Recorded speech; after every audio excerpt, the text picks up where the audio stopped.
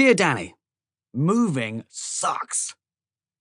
This morning I packed the last of my Zack Danger books into the last flimsy cardboard box and said goodbye to my bedroom in Greyville.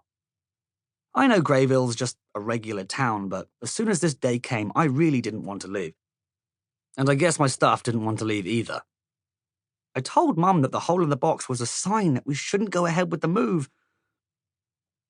Franky Brown, she told me, not even looking up as she scribbled kitchen on the side of a box with a big felt-tip pen.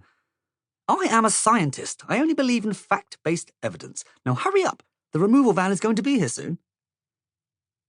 So I went and told Dad about the sign, but he just agreed with Mum, like he always does. I walked out of my bedroom for the very last time. I didn't even shed a single tear like you said I would. And you know what that means, right? You owe me your limited edition Zack Danger badge. You know, the super awesome one that looks like a plain red badge until you tilt it just right and the words, The Danger Gang, appear. Oh man, I've loved that badge ever since the moment it fell out that box of Danger Flakes spy cereal and landed in your bowl and not mine. And now it belongs to me. You can put it in the envelope when you write back. You'd better write back, Dani. Dad says the new people moving in are going to turn my room into a gym.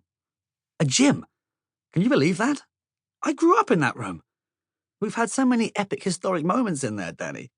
It made me think of when we went on that school trip to London and we stopped to take photos of a blue plaque on the wall of a house just because some author I'd never heard of wrote a book there. Well, if that Dickens guy got a plaque just for writing some words down, then my bedroom deserves a plaque too. In fact, I thought I'd make one before I left so the new owners would know whose room it was they were working out in. Franky Brown, pick 10,000 bogeys in this room, from age 0 to 10. The trouble is, Dad got suspicious when I asked which box he'd packed the hammer in, so I didn't get a chance to hang it up. Seriously though, we did so many awesome things in there. We completed our first video game, saw our first UFO through that window, and there was that time we spotted the same shooting star and my hand accidentally brushed yours and you thought I was trying to hold your hand. Oh, as if. Yuck. My cot was even in there when I was a baby. And now some stranger is going to fill it up with treadmills and rowing machines. Well, I left them a note on the floor that I think might change their mind. This is a legal document to certify that this bedroom still belongs to a Mr. Franky A. Brown. By reading this legal document, you are entering a visual contract with Mr. Franky A. Brown, the legal owner of said room, and agreeing that you will not turn this historical landmark into a gym, and that you will instead get a gym membership like everyone else. Nor shall you change said bedroom in any way without written consent from Mr. Franky A. Brown himself. If you break this contract, you will face serious you will be in big trouble with the law, including the police, or worse, a lawyer. Unfortunately, Mum found the note before we left.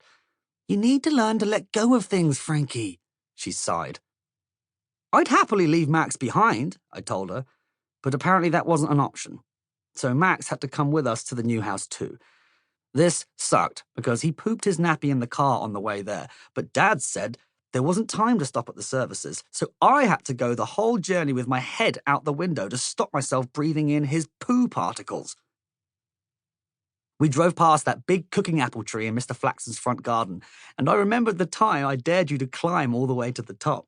When you did, you celebrated so hard the branch snapped, and you fell all the way down, landed on me, and we both ended up in hospital with matching head bumps. We got to stay home from school together the next day, though, which was pretty cool. Then we ate that Nutter Crunch ice cream we found right at the bottom of the freezer that was 10 years out of date, because you said it was vintage, and that ice cream gets better with age, like the stinky cheese my dad eats at Christmas.